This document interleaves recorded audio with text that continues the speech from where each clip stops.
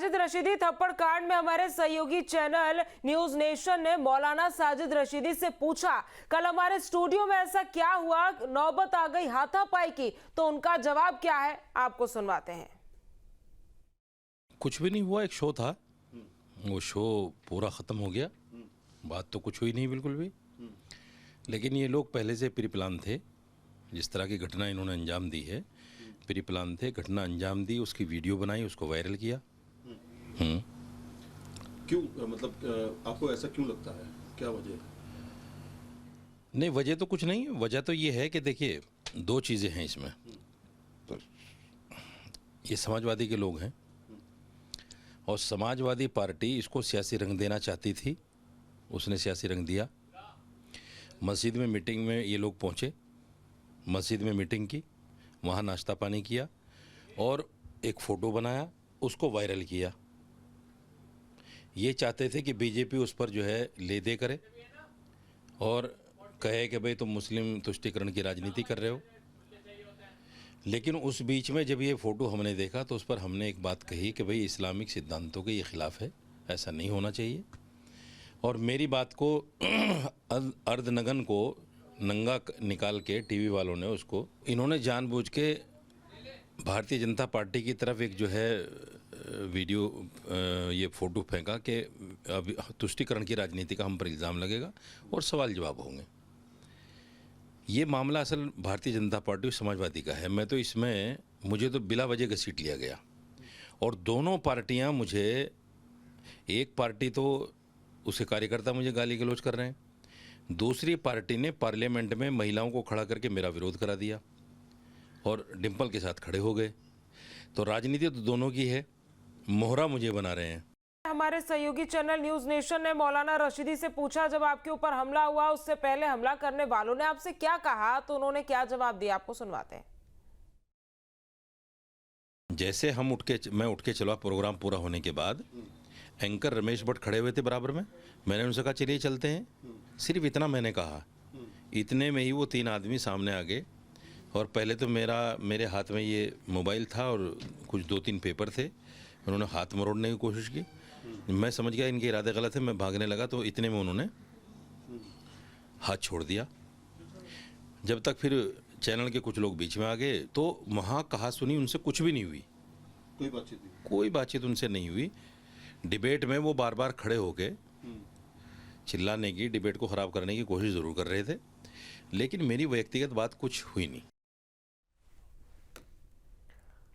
और इसके बाद हमारे सहयोगी ने मौलाना साजिद रशीदी से बातचीत में पूछा कि आपको किससे जान का खतरा है, कौन धमकी दे रहा है। इस पर मौलाना ने क्या कुछ कहा, सुनिए। समाजवादी के लोग, समाजवादी पार्टी के लोग हैं, तो इन चीज़ों से और फ़ोन कॉल से सारा स्पष्ट हो गया है कि समाजवादी पार्टी के लोग हैं।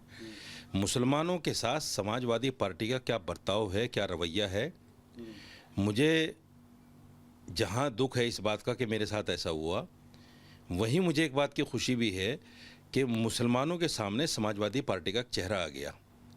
मेरी बहन इकरा हसन के बारे में जो कुछ कहा गया, समाजवादी पार्टी कहाँ थी उस वक्त? ये बदमाश जो मुझे पीटने की बात कर रहे हैं, घर में घुसकर मारने की बात कर रहे हैं, ये उस वक्त कहाँ थे?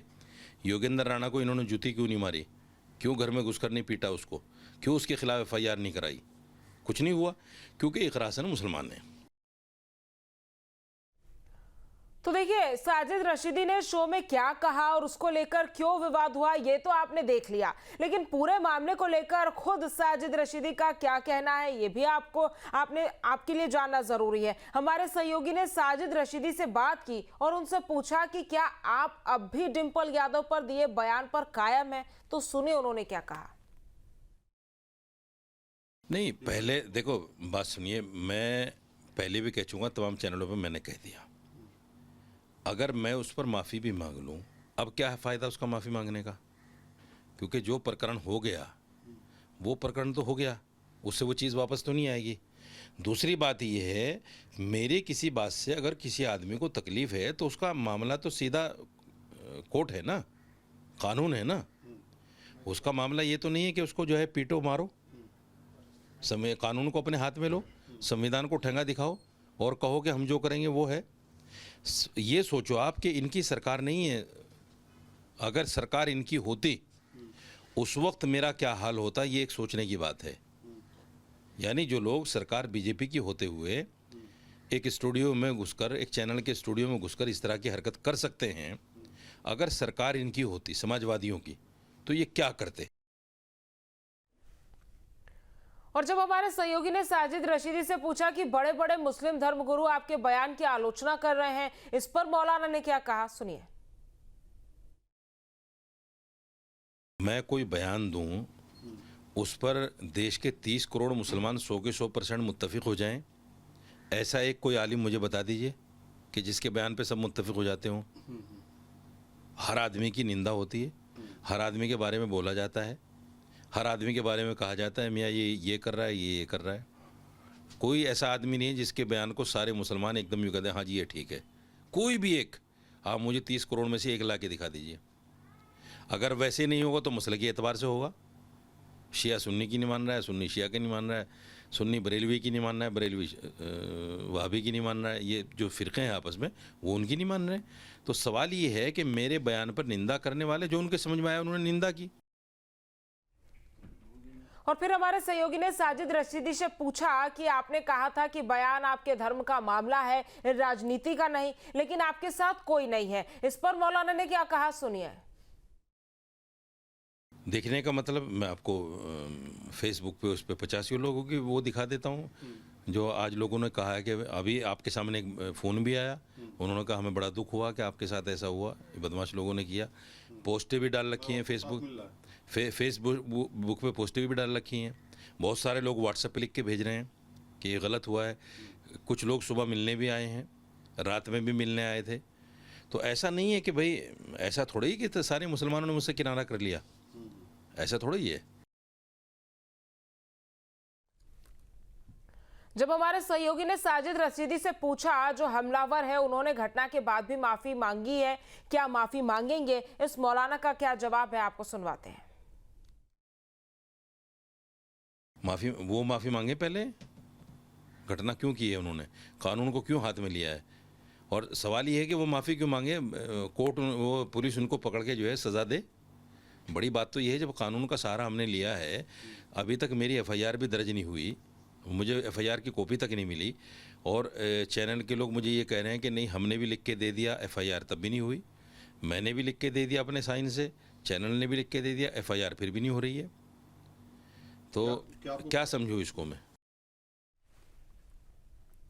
और जब हमारे सहयोगी ने साजिद रशीदी से पूछा कि क्या आपको पता था कि ऐसा बयान देने से दिक्कत हो सकती है, तो मौलाना ने क्या कहा, सुनिए।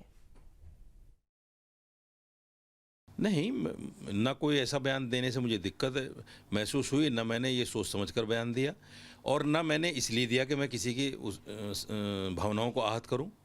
ये तो एक आम सी बात है, इस तरह कह दिया जाता है कि भाई अर्धनंगन हालत में बैठी हैं, और आमतौर से ये बोला जाता है हमारे गांव देहात में कि भाई इस तरह कह देते हैं। तो मुझे तो नहीं था कि मेरे बयान पर इतनी बड़ी सियासत होगी और सड़क से लेके पार्लियामेंट तक जो है उस पर बवाल मच जाएगा।